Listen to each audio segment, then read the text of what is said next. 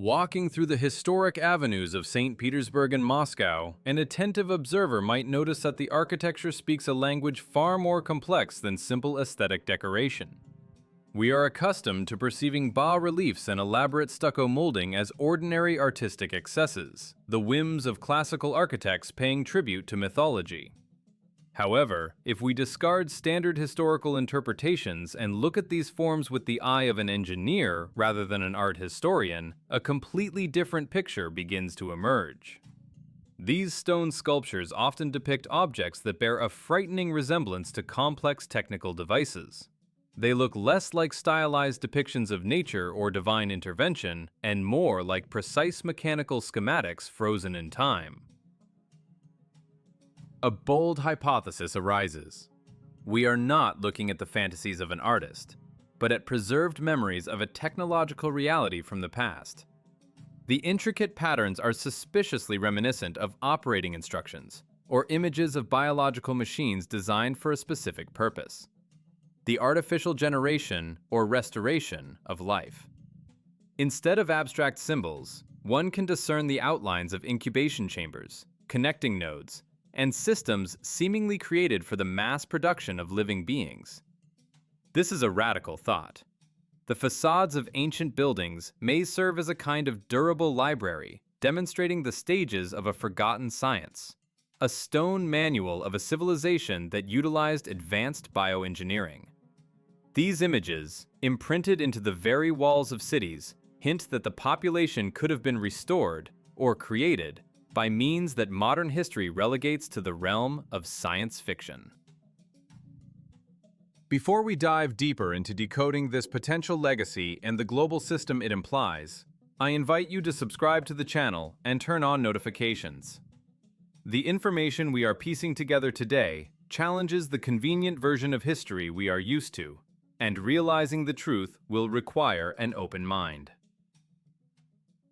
The trail of this lost technology does not end with exterior architecture. It extends inside, into the most guarded sanctuaries of culture. In the halls of famous art galleries and museums, a similar picture can be observed, often going unnoticed by crowds whose attention is riveted to the masterpieces of painting. But it is precisely what frames these masterpieces that deserves close scrutiny.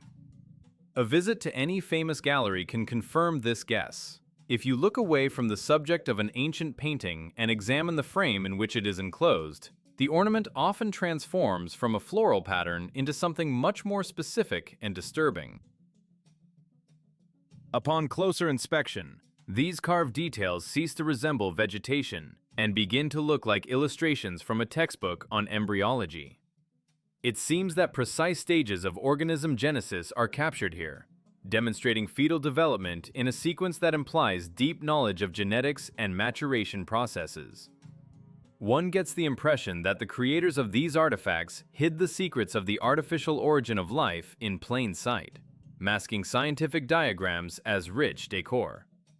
These decorations seem to demonstrate the cultivation of various creatures, hinting that the knowledge of growing life in a controlled environment was not just a theory, but a practice immortalized in wood, plaster, and gold leaf. This visual code connects the external stone instructions of cities with the interior decoration of the past, pointing to a unified, perhaps industrial approach to biology, the traces of which we are only beginning to notice. Stepping across the threshold of majestic museum halls, if one looks away from the hypnotic effect of the canvases themselves, another layer of reality reveals itself, carefully disguised as luxury. We are used to viewing picture frames solely as an auxiliary element, a border separating art from the wall, a gilded barrier designed to emphasize the status of the depicted character or the significance of a historical scene. However, hidden in this peripheral space, where a visitor's direct gaze rarely falls, lies information capable of overturning our understanding of the technological capabilities of the past.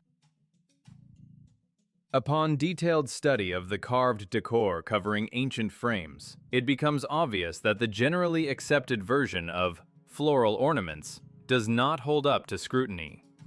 What are usually called acanthus leaves, grapevines, or abstract curls transform into frighteningly accurate biological illustrations upon a shift in focus. The smooth lines and convex forms cease to resemble flora and begin to demonstrate phases of the development of living matter. This is not the chaotic fantasy of a craftsman, but a consistent recording of the maturation process, captured in wood and plaster, with anatomical scrupulousness. Stages that modern science classifies as embryology appear before the researcher. One can distinguish outlines resembling cell division, the formation of primary tissues, and finally, distinct silhouettes, looking like the embryos of various creatures in stages preceding birth. It seems that ancient masters used the perimeter of paintings as a kind of teaching aid or technical documentation, where the process of artificially growing life is documented step by step. These patterns look more like pages from a university biology atlas than interior decoration. A logical question arises. For whom and for what purpose was this complex visual coding created? Why are scenes from the lives of nobility, monarchs, and biblical characters framed by symbolism that explicitly refers to incubation and genesis? Perhaps this was a way to preserve knowledge about technologies that were considered sacred, or, conversely, were so commonplace for that era that their depiction did not surprise contemporaries. The gilded surface of the frames hides the secret of the origin of those depicted within them, hinting that many historical figures may not have been born naturally, but created or restored using methods now forgotten. This phenomenon is not limited to isolated examples. The repetition of subjects on frames in different parts of the world indicates a systemic approach. It was a global culture that possessed the secrets of managing life cycles, and it left us a message that we have been unable to read until now, mistaking it for meaningless decor. We see a kind of frozen biology, where the process of organism formation is stopped in a moment and covered with gold leaf. This discovery forces us to rethink the purpose of the works of art themselves. Perhaps a portrait in such a frame is not just an image of a person, but a report on a completed creation process. A record of the successful result of a complex biological experiment. To find the origins of this engineering biological tradition, we must leave the quiet halls of 19th century galleries and travel back through the centuries. The traces of this technology lead to structures that official history calls cultic, but their architecture and functional purpose may turn out to be much more pragmatic and terrifying. The thread of the investigation stretches to one of the legendary wonders of the world, the true purpose of which likely had nothing to do with prayers and sacrifices, but was directly related to the production of life itself on an industrial scale. To find the origins of this engineering biological tradition, we must leave the quiet halls of galleries and travel back through the centuries to the shores of Asia Minor. It was there, near the ancient city of Ephesus, that a structure stood which official history calls one of the 7 wonders of the world. The Temple of Artemis of Ephesus has always been described as a cultic place, a center of worship for the goddess of fertility. However, if we analyze its fate and structure, the feeling arises that we are facing not a religious object, but a complex production facility that, over centuries, forces tried to either destroy or hastily restore after catastrophes. The history of this place resembles a chronicle of a struggle for control over a dangerous or strategically important object. Back in the 7th century BC, a massive flood literally buried the structure under a layer of silt and sand, as if nature itself was trying to hide its traces. But the temple was stubbornly restored. In the mid-6th century BC, it was rebuilt using marble, which was a technological breakthrough for that time. Its grandiose dimensions, over 100 meters in length, point to the industrial scale of the tasks being solved within these walls. Particular attention is drawn to the manic desire to destroy this complex. The famous Herostratus, whose name became a household word, destroyed the temple by fire in 356 BC. Historians claim he was driven by vanity, but the arson of the massive wooden roof beams, which collapsed and destroyed the internal equipment, looks more like targeted sabotage. Someone wanted very much to stop the processes happening inside. And again, a short time later, the temple was restored, made even larger and taller, as if increasing production capacity.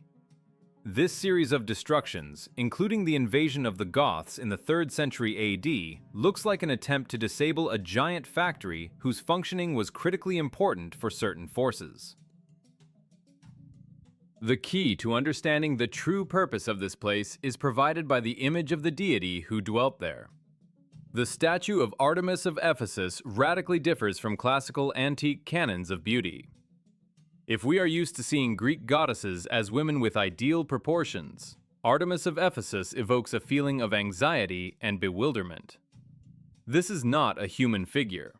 It is a rigid, static construction, resembling a casing or a technical housing. The main riddle of this statue is the so-called multi-breasted nature. Traditional science shyly calls these numerous oval protrusions on the torso a symbol of abundance and fertility. But upon closer inspection, these elements look nothing like female anatomy. They have no nipples. They are arranged in rows, like cells in a hive or capsules in a laboratory. Visually, these objects resemble cocoons, reptile eggs, or incubation chambers suspended on a single rod. This is not a symbol of nursing. It is a schematic for storage and the maturation of biological material. The lower part of the statue only reinforces this impression. The goddess's body is hidden in a dense cylindrical case covered with strange bas-reliefs. She does not stand on legs. She is mounted into a pedestal that tapers downward. This skirt looks more like the body of an apparatus engraved with images of various creatures: bulls, lions, griffins, and notably, bees. The bee is a symbol of the hive, the collective mind, and cloning, where one queen produces thousands of identical individuals. Thus, the statue of Artemis appears before us not as an idol for prayer, but as a blueprint of a biological machine. It is a device for the mass production of living beings where incubators' cocoons are located in the upper part, and the lower part serves as a reactor or storage. The temple was the shell for this equipment, a giant laboratory of ancient genetics. And the most frightening thing in this story is that the principles embedded in the design of this goddess did not disappear with antiquity. Traces of this technology, turning the creation of life into an assembly line process, unexpectedly surfaced thousands of years later, in an era when huge cities stood uninhabited, awaiting their new residents. This device, disguised as a shrine, became the prototype for events that unfolded much closer to our time. Moving from antiquity to an era much closer to our own, we encounter a phenomenon that raises even more questions than ancient ruins. The mid-19th century, captured in the first daguerreotypes and engravings, presents a surprisingly gloomy and mysterious picture. If you carefully study the urban landscapes of that time, whether in America, Europe, or the Russian Empire, one frightening detail catches the eye. The cities are empty. Majestic architecture, wide avenues, huge cathedrals, and administrative buildings stand in complete silence. The streets lack the bustling life that should have accompanied the construction and functioning of such metropolises. It seems that these stone jungles were either abandoned or just erected for someone who had not yet arrived. It is at this moment that the historical chronicle records a strange demographic explosion, but of a very specific nature. In the mid-19th century, the world was flooded with children without parents. The term Army of Orphans appeared. In the United States, so-called orphan trains were formed, transporting thousands of children from the East Coast to the West. Huge foundling hospitals and shelters opened in Europe, resembling industrial combines. The official version explains this with epidemics and wars. but the scale of the phenomenon is not comparable to any known conflict of that period. Where did millions of children come from if the adult population is practically invisible in the photographs? When studying group photos of these wards, a distinct feeling of the uncanny valley arises. The children look frighteningly identical. Identical haircuts, uniform dark clothing resembling robes, and faces devoid of individual features, as if cast from a single mold. They stand in even rows, resembling not a group of school children, but a batch of finished products that just rolled off an assembly line.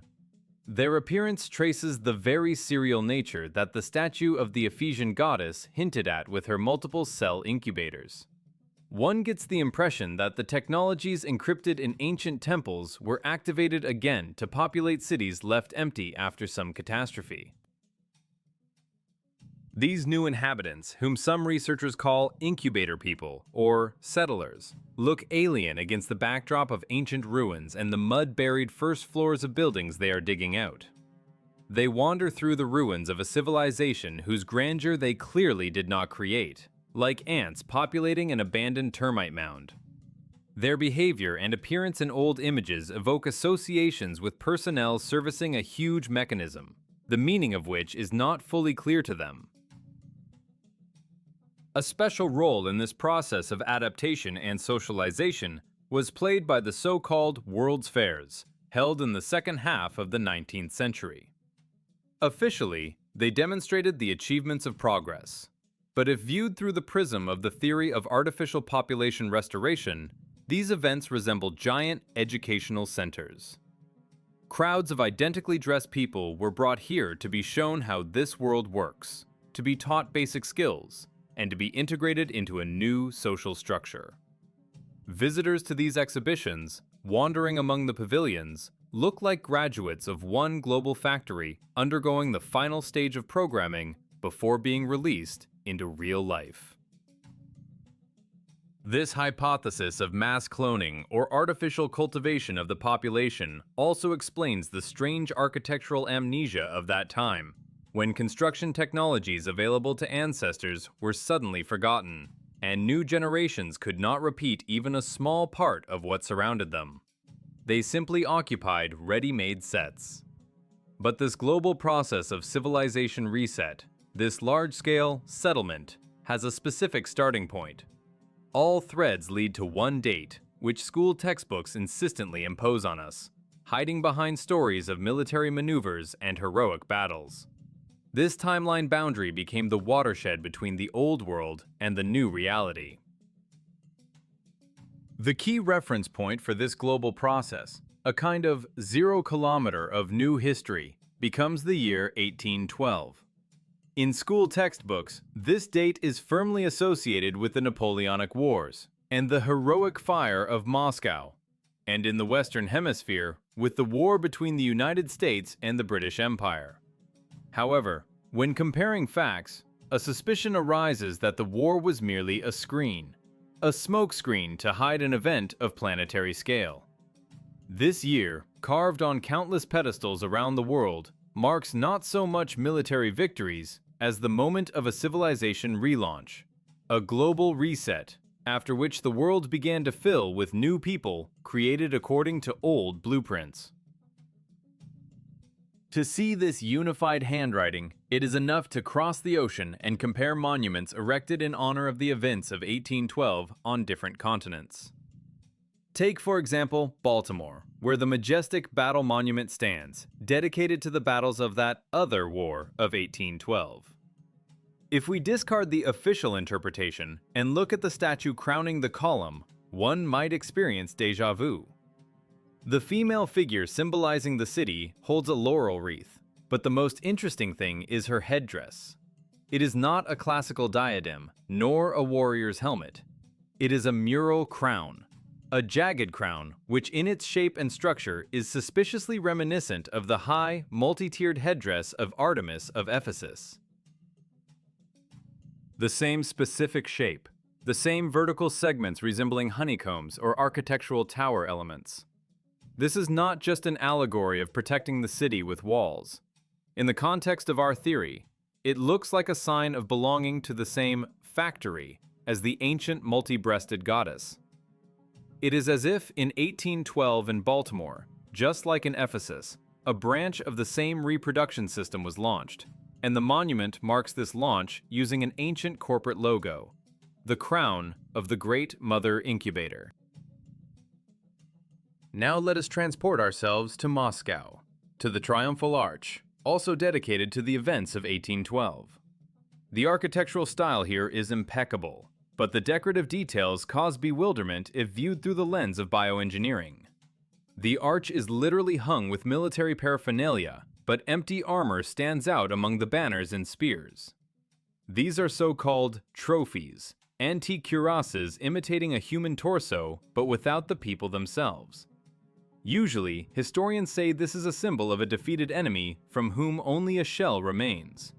But why are these shells so anatomically detailed, as if they are casts from living bodies? And why are they frighteningly empty?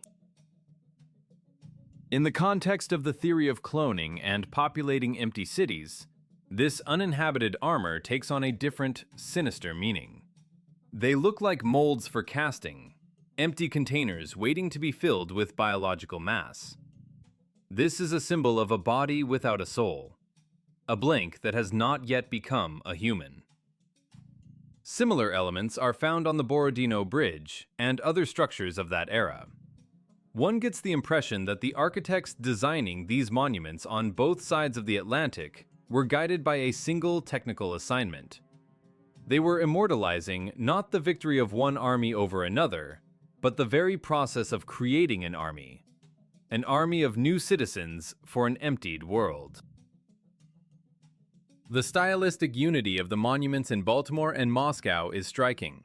Despite the declared hostility of the geopolitical forces of that time, the symbolism of 1812 is unified. Identical jagged crowns referring to the Artemis incubator, identical empty body shells, identical obsession with this specific year. This suggests that 1812 was not a year of destruction, but a year of commissioning the facility. The war could have been just a convenient explanation for the devastation that reigned in the cities before the restoration process began. A cover story for those who emerged from the incubators and had no memory of the past. If the monuments we are accustomed to considering memorials of sorrow and glory are actually markers of the launch of a giant demographic factory, then the whole picture of the early 19th century changes. We see not the chaos of battles, but a clearly planned operation to repopulate the planet. And then the most important question arises. What actually happened on the eve of this date that required such emergency and large-scale measures to produce human resources? Thus, the year 1812 ceases to be merely a chronological marker on the scale of military conflicts and transforms into a key code for understanding the true history of our origins. If we piece together all the scattered fragments of this mosaic, from the strange bas-reliefs on the facades of northern capitals to the identical orphans flooding the world half a century later, a grandiose and terrifying picture emerges. We see not the chaotic development of humanity interrupted by wars, but a systemic engineering approach to restoring civilization after some global reset. The events of the early 19th century appear as a massive reboot operation, where so-called wars served merely as cover for a repopulation process. The Temple of Artemis in Ephesus, with its multi-tiered incubators and specific symbolism, was likely just an ancient prototype, an alpha version of a technology that went industrial in the 19th century. What was a unique wonder of the world in antiquity, hidden behind the walls of a marble sanctuary, turned into a global standard thousands of years later. Bioengineering and cloning technologies, hints of which we saw in gilded museum frames and on stone walls, were scaled up to populate the empty cities left over from a previous era. The signs scattered around the world cease to seem like random coincidences. Bas-reliefs depicting complex biological processes under the guise of ornament, empty armor on triumphal arches symbolizing a body without a history, and specific crowns on statues honoring 1812. All these are markers of the same technology of rebirth. These are technical seals or manufacturer logos left on finished products and infrastructure. They remind us that the rebirth of humanity may not have been a metaphor for cultural flowering, but a literal physical process of producing new generations to service a ready-made architectural environment. This theory suggests looking at the past not as a chronicle of battles and coronations, but as a report on population recovery. The empty cities captured in early photographs were hardware, waiting for its users. And these users, new people devoid of memory of the real past, were inserted into this environment, receiving in return for true history a set of legends about great commanders and wars of liberation. We are used to considering ourselves heirs of great civilizations, but perhaps we are merely their new tenants, settled in houses we did not build, and using infrastructure whose operating principles we do not fully understand. The riddle of 1812 and the connection of times through the symbolism of Artemis opens a door to an alternative reality where the line between natural birth and technological production is blurred. This forces one to wonder, if the traces of factories are so obvious in architecture and art, what else is hidden from our eyes? Perhaps all of the history of the last 2 centuries known to us is merely an adaptation program for a newly created humanity, designed to explain to us who we are and to hide the truth about where we actually came from. If you, walking through the streets of your city, have also noticed strangeness in the architecture, unexplained symbols, frightening bas-reliefs, or buildings that seem too grandiose for the official date of their construction, be sure to write about it in the comments. Perhaps your observations will become the missing link in this investigation. Don't forget to like if you want to see the continuation of this topic and new materials based on the research of John Connor. See you next time.